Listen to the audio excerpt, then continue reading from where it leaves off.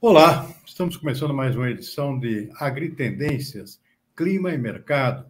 É hora de colocar em dia aqui a situação e as tendências aqui do clima para a produção agrícola em andamento aqui no Brasil e também em outras partes do mundo, e as tendências do mercado dos produtos que estão sendo cultivados nesse momento aqui no Brasil. Estamos falando de soja, de milho, daqui a pouco vamos ter início do plantio de algodão, tem também a safra de trigo sendo finalizada, ou seja, tem bastante assunto para chamar a nossa atenção com relação a clima e mercado. Eu converso agora com o meu companheiro de todas essas edições, o agrometeorologista Marco Antônio dos Santos, da Rural Clima. Marco Antônio, muito boa tarde. Boa tarde, meu amigo Silmar, boa tarde a todos. E hoje tem assunto, hein? Tem assunto bastante, Marco Antônio. Posso começar pelo trigo, Marco Antônio? Marco Antônio, o pessoal está rindo à toa aqui com a safra de trigo. Safra de trigo partindo para a finalização da colheita nos principais estados. Rio Grande do Sul ainda falta um pouquinho, mas o que está chamando a atenção é a alta produtividade e excelente qualidade também, particularmente no Rio Grande do Sul. Acho que o Paraná sofreu um pouquinho com qualidade por conta de chuvas excessivas, mas no Rio Grande do Sul parece que a situação está muito boa. Eu tenho ouvido essa semana, Marco Antônio, algumas novas estimativas da produção de trigo que estão chamando a atenção aqui, surpreendendo de forma impressionante.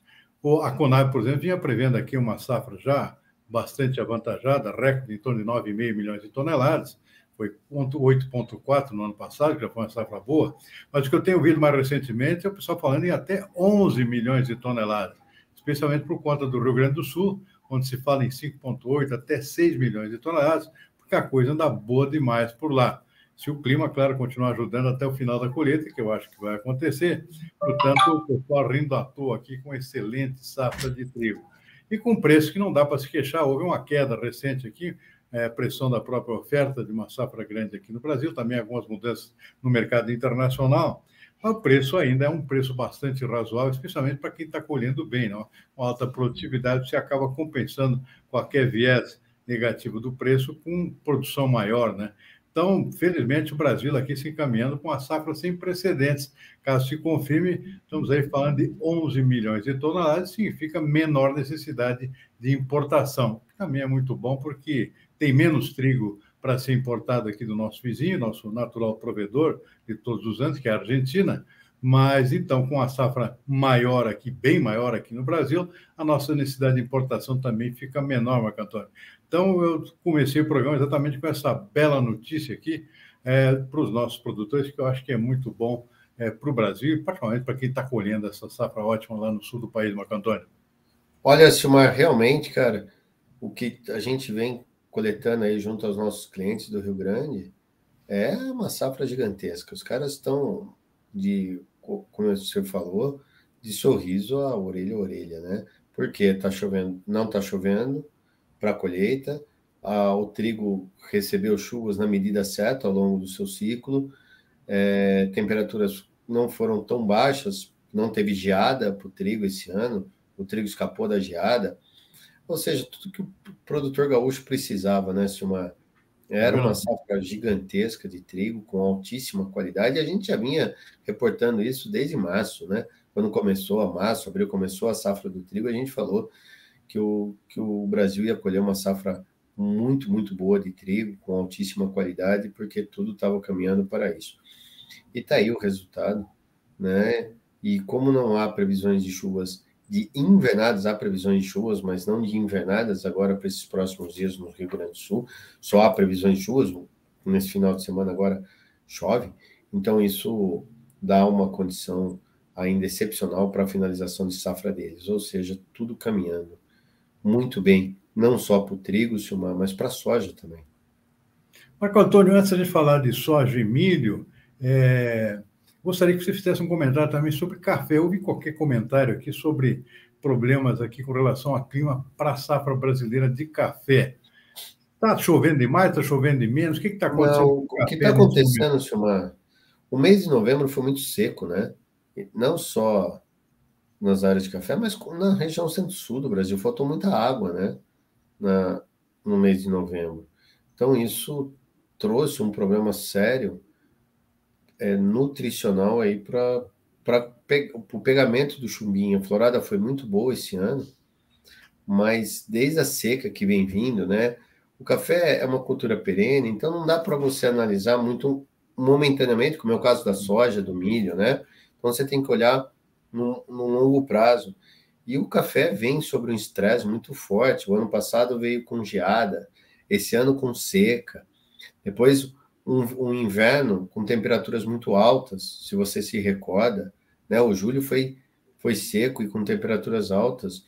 Então isso realmente afetou a parte hormonal da planta, e depois de setembro voltou a chover, outubro voltou a chover, teve realmente uma grande florada, mas pelo déficit que a planta vinha carregando, né, o estresse térmico e hídrico da planta, o pegamento não está tão favorável assim. Então, isso pode reduzir um pouco a produção, a produtividade para a safra 23, para a colheita de 23. Isso agora o café demorou um pouco para... Aliás, demora um pouco para acusar, diferentemente das culturas anuais, né, como soja e milho. Né? Então é isso que está acontecendo. Outro fator são as chuvas de granizo. Esse ano, diferentemente do que normalmente acontece, porque quando acontece chuvas de granizo, normalmente são mais localizadas, onde cai a destruição de quase 100%, mas é muito localizada, naquela pequena propriedade, naquela regiãozinha. Esse ano não, está devastando cidades, está devastando regiões. Então isso também afeta, né? Então, de uma forma geral, o que a gente está vendo é o café está sendo realmente afetado com um clima mais seco agora em novembro, quando ocorre as chuvas com temporais, e a produção de 2023 deve ficar um pouco aquém do que foi, ou estava sendo estimado lá há alguns meses atrás. Agora, Marco Antônio, um assunto que está chamando a atenção no mercado aqui é a situação da Argentina. A Argentina já teve uma quebra monumental na safra de trigo, uma quebra de quase 50%, né, por conta de geadas e também, especialmente, por clima muito seco por lá no nosso vizinho. Então, a safra realmente estava sendo esperada aí de em torno de 22 milhões de toneladas, possivelmente não passa de 11, talvez 12, com muita sorte. A situação está muito ruim por lá. Mas agora a preocupação se transfere também para a soja e milho, ou seja, o plantio deles está atrasado pelas mesmas razões, e isso já vem se refletindo no mercado, especialmente na soja, que tem mostrado alguma reação esta semana por conta de preocupação com a safra da Argentina.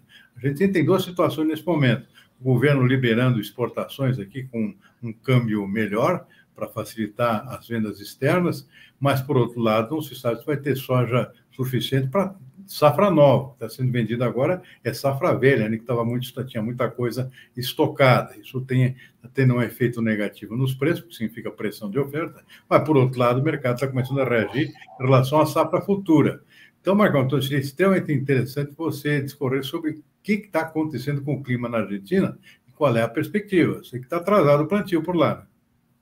Olha, Silmar, o que a gente vê na Argentina realmente é um período muito seco, né?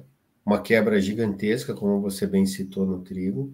O plantio da soja e milho agora em novembro está muito aquém do que deveria. O produtor segurando mesmo o plantio, porque não chove, e aí segura mesmo o plantio, porque não tem condições de colocar semente no chão. E isso pode resultar numa produção também um pouco menor dessa soja e milho primeira safra. No entanto, o que a gente vê é, com o enfraquecimento da laninha agora no finalzinho da primavera, agora no final do ano, e principalmente no verão, isso faz com que você tenha o retorno das chuvas sobre a Argentina, principalmente no verão, ali entre o final de janeiro, fevereiro, bem quando eles começam a plantar a segunda safra deles, ou a soja de segunda campanha. Então, o que pode acontecer é que a Argentina ainda pode ter uma safra relativamente boa, mas muito mais com a segunda campanha, que é aquela plantada agora a partir de dezembro e janeiro, do que propriamente essa. Então, o início da safra, que seria lá em abril, maio, né, que essa soja plantada agora, talvez seja muito ruim, só a soja mais no meio do ano, que aí pode ser uma soja um pouquinho melhor, com o retorno das chuvas para a Argentina, devido ao enfraquecimento da laninha. Então, falar de uma safra normalmente em 55 milhões para a Argentina, que normalmente acontece, certo, Silmar? No caso da soja, Sim. e uns 25, 30 milhões para o milho, esse ano provavelmente isso não vem acontecer. Mas está longe também de ter uma quebra como foi do ano passado. Porque o verão tem tudo para ser um verão mais dentro da normalidade também para a Argentina, assim como também para o sul do Brasil, Paraguai, Uruguai. Mas o fato é, a seca e o baixo índice hídrico desse mês de novembro, e principalmente para os próximos dias, próximas semanas de dezembro, isso vai afetar o plantio dessa primeira safra, sem dúvida nenhuma, resultando numa demora para chegar esse grão vindo da Argentina para o mercado mundial. Isso é um caso do farelo de soja, né? Sim, sim. Você lembrou bem, a Argentina tem a chamada soja segunda, que é a segunda safra que eles plantam mais tarde, depois da colheita do trigo, né? Aliás, assim, essa moda está pegando no Rio Grande do Sul também. Exatamente. Exatamente.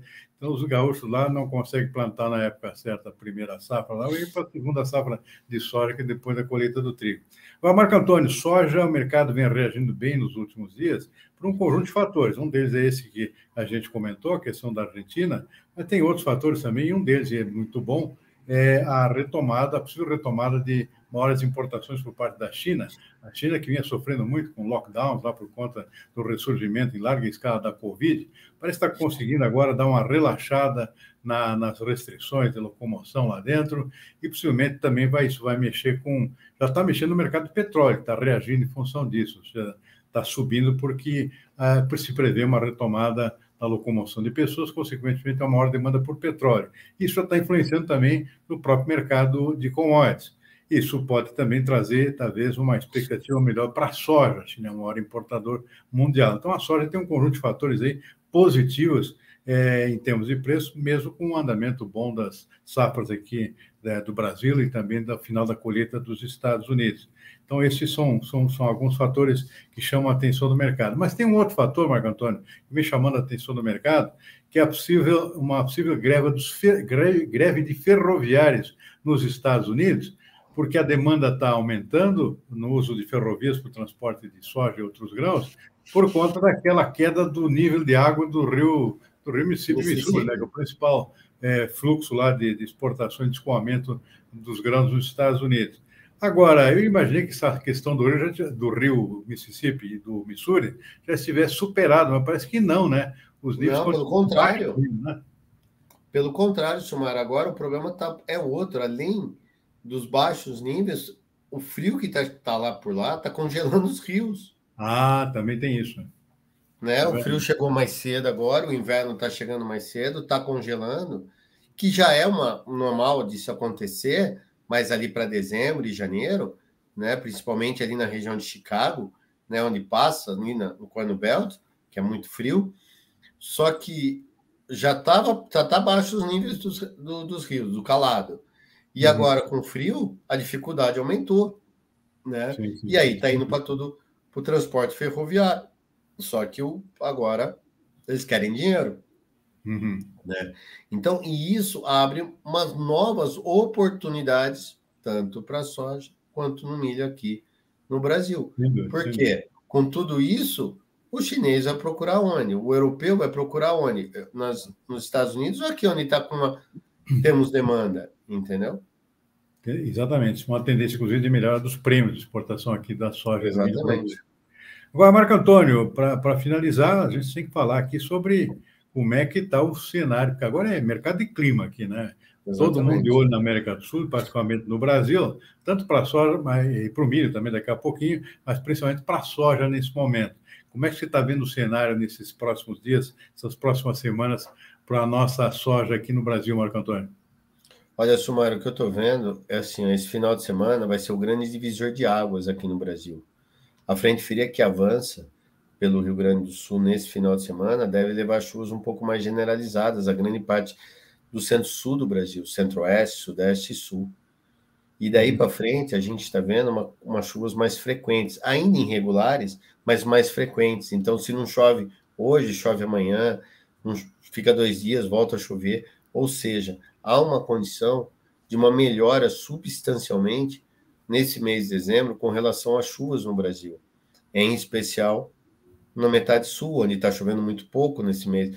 E o mês de novembro foi, olha, qualquer adjetivo que eu falar aqui, ruim, de qualquer coisa, não fala o que foi o mês de novembro, porque não choveu no mês de novembro. Sim.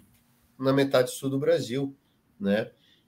Então, volta a chover bem, diminui um pouco na região do Mato Piba, que é bom também, porque com isso eles voltam para o campo, fazem os tratos culturais e tudo mais, né? Então, de uma forma geral, esse final de semana tem tudo para ser o grande divisor de águas, algo que ainda não aconteceu. E nós estamos falando isso no primeiro final de semana de dezembro, né? Quando isso normalmente a gente vê lá em meados de outubro, há 2 meses atrás.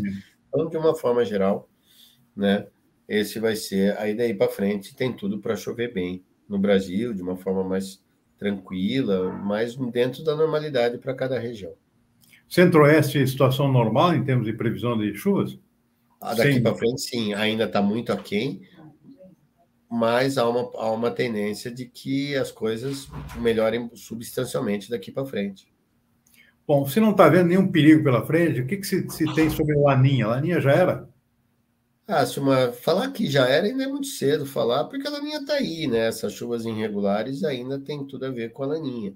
Mas o fato é que a Laninha está indo embora, já está caminhando para os seus finalmente, ainda vai persistir, mas a atmosfera já começa a não responder mais sobre os efeitos da Laninha, como aconteceu agora em novembro.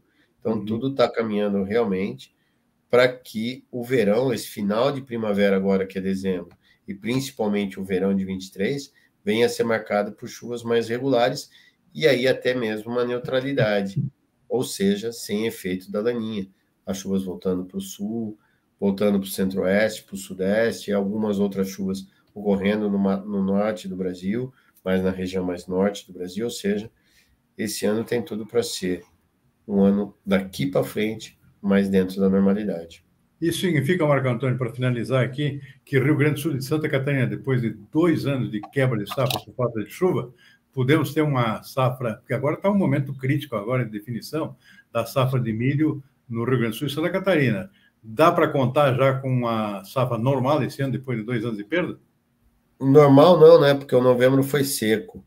Então, mas as quebras devem ser bem menores do que foi ano passado, do que os últimos.